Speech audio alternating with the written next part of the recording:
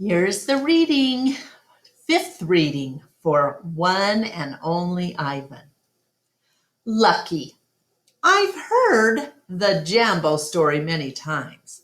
Stella says that humans found it odd that the huge silverback didn't kill the boy. Why, I wonder, was that so surprising? The boy was young. He was scared and alone. He was, after all, just another great ape. Bob nudged me with his cold nose.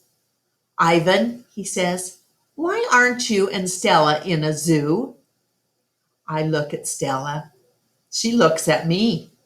She smiles sadly with her eyes, just a little, the way only elephants can do. Just lucky, I guess, she says. Arrival. The new neighbor arrives after the 4 o'clock show. When the truck comes lumbering toward the parking lot, Bob scampers over to inform us. Bob always knows what's happening. He's a useful friend to have, especially when you can't leave your domain. With a groan, Mac lifts the sliding metal door near the food court, the place where deliveries are made. A big white truck is backing up to the door, belching smoke. When the driver opens the truck, I know that Stella is right. A baby elephant is inside. I see her trunk poking out from the blackness. I'm glad for Stella, but when I glance at her, I see she is not glad at all. Stand back, everyone, Mac yells. We've got a new arrival. This is Ruby, folks. 600 pounds of fun to save our sorry butts. This gal is gonna sell us some tickets. Mac and two men climb into the black cave of the truck. We hear noise, scuffling, a word Mac uses when he's angry. Ruby makes a noise too, like one of the little trumpets they sell at the gift store. Move, Mac says, but still there is no Ruby. Move, he says again. We haven't got all day. Well, inside her domain, Stella paces as much as she's able. 2 steps one way, 2 steps the other. She slaps her trunk against rusty metal bars and she grumbles. Stella, I ask, did you hear the baby? Stella mutters something under her breath, a word she uses when she's angry. Relax, Stella, I say. It will be okay. Ivan, Stella says, it will never, ever be okay. And I know enough to stop talking. Stella helps. The men are still yelling. Some of the yelling is at each other, but most of it is at Ruby. We hear scrambling, pounding, shifting. The side of the truck shudders. I'm starting to like this elephant, Bob whispers. I'm getting the big one, Max says. Maybe she can coax the stupid brat out of the truck. Mac opens Stella's door. Come on, girl, he urges. He unties the rope attached to the floor bolt. Stella pushes past Mac, nearly knocking him over. She rushes as best she can, limping heavily toward the open back door of the truck. She catches her swollen foot on the edge of the ramp and winces. Blood trickles down. Halfway up the ramp, she pauses. The noise in the truck stops. Ruby falls silent. Slowly, Stella makes her way up the rest of the ramp. It groans under her weight, and I can tell how much she is hurting by the awkward way she moves. At the top of the incline, she stops. She pokes her trunk into the emptiness. We wait. The tiny gray trunk appears again. Shyly, it reaches out, tasting the air.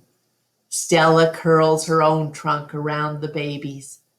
They make soft, rumbling sounds. We wait some more. A hush falls over the entire Big Top Mall. Thud, thud, step, step, pause, step, step, pause. And there she is, so small she can fit underneath Stella with room to spare. Her skin sags and she sways unsteadily as she makes her way down the ramp. Not the greatest specimen, Max says, but I got her cheap from this bankrupt circus out west. They had her shipped over from Africa. Only had her a month before they went bust. He gestures toward Ruby.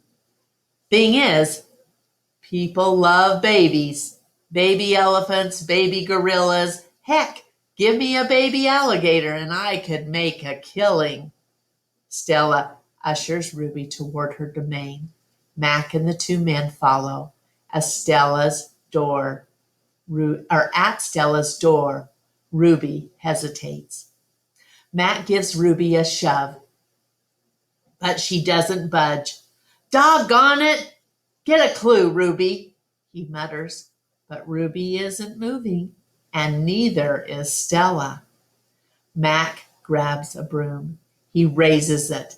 Instantly, Stella steps in front of Ruby to shield her. Get in the cage, both of you, Mac shouts.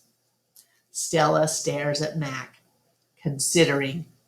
Gently but firmly, using her trunk, she nudges Ruby into her domain. Only then does Stella enter. Mac slams the door shut with a clang. I see two trunks entwined. I hear Stella whispering. Poor kid, says Bob. Welcome to the Exit 8 Big Top. The Big Top Mall and Video Arcade, home of the one and only Ivan. Old news. When Julia comes, she sits by Stella's domain and watches the new baby. She barely talks to me. Stella doesn't talk to me either. She is too busy nuzzling Ruby. She is cute, little Ruby, with her ears flapping like palm leaves.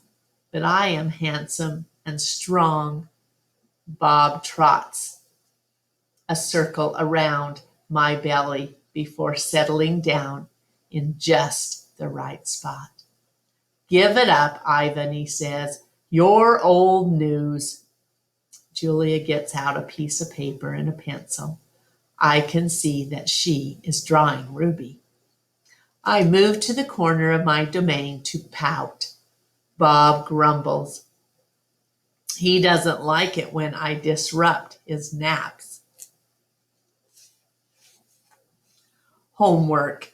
Julia's father scolds. Julia sighs and puts her drawing aside. I grunt and Julia glances in my direction. Poor old Ivan, she says. I've been ignoring you, haven't I? I grunt again, a dignified, indifferent grunt. Julia thinks for a moment, and then she smiles. She walks over to my domain, to the spot in the corner where the glass is broken. She slides papers through. She rolls a pencil across my cement floor. You can draw the baby elephant too, Julia says.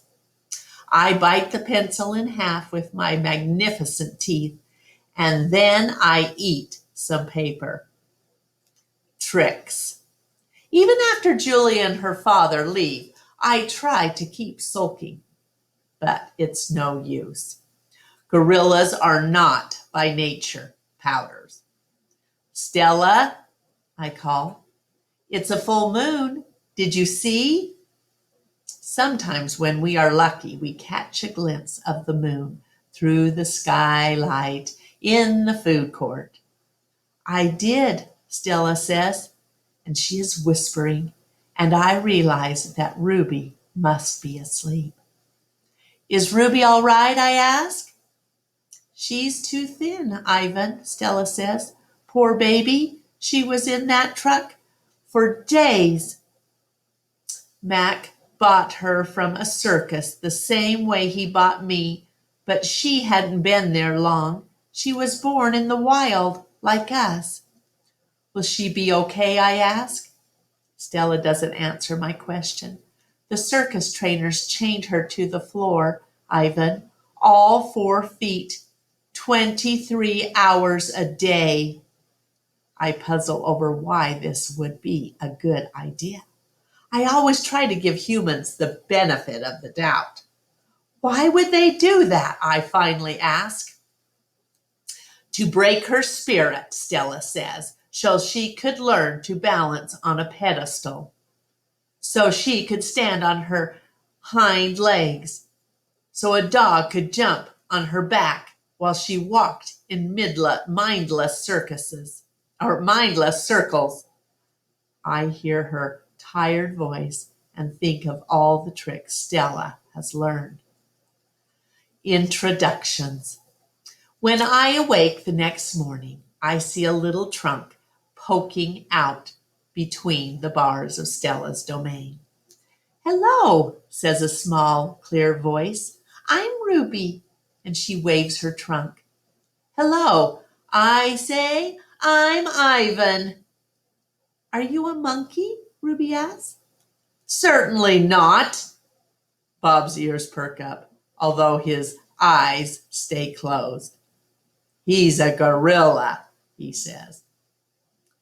And I am a dog of uncertain heritage. Why did the dog climb your tummy? Ruby asks. Because it's there, Bob murmurs. Is Stella awake? I ask. Aunt Stella's asleep, Ruby says. Her foot is hurting her, I think. Ruby turns her head. Her eyes are like Stella's, black and long-lashed, bottomless lakes fringed by tall grass. When is breakfast, she asks. Soon, I say, when the mall opens and the workers come. Where? Ruby twists her head in the other direction. Where are the other elephants? It's just you and Stella, I say, and for some reason, I feel we have let her down. Are there more of you? Not, I say, at the moment. Ruby picks up a piece of hay and considers it. Do you have a mom and a dad? Well, I used to. Everyone has parents, Bob explains. It's unavoidable. Before the circus, I used to live with my mom and my aunts and my sister and my cousins, Ruby says. She drops the hay, picks it up, twirls it. They're dead. I don't know what to say. I am not really enjoying this conversation, but I can see that Ruby isn't done talking. To be polite, I say, I'm sorry to hear that, Ruby. Humans killed them, she says. Who else? Bob asks, and we all fall asleep. Stella and Ruby. All morning, Stella strokes Ruby, pats her, smells her. They flap their ears. They rumble and they roar. They sway as if they're dancing. Ruby clings to Stella's tail. She slips under Stella's belly. Sometimes they just lean into each other, their trunks twirled together like jungle vines. Stella looks so happy.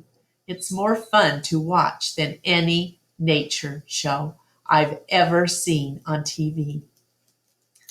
Home of the one and only Ivan. George and Mac are out by the highway. I can see them through one of my windows.